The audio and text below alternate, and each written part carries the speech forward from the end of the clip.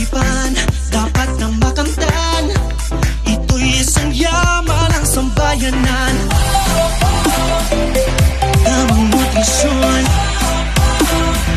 tiyak na solusyon. Tayo'y mag-ehersisyo, sabay-sabay na tayo.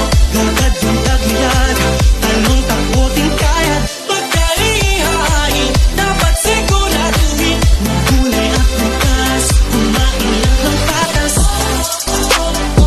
Lakas na katawan, dalas ng isipan. Lakas na katawan, dalas ng isipan. Healthy life ay ating simulan. Maging malakas, maging malusog, puso at isipan. Mahusay na guro, yung inyong pamantasan. Hindi magpapatalo dahil laging healthy yan.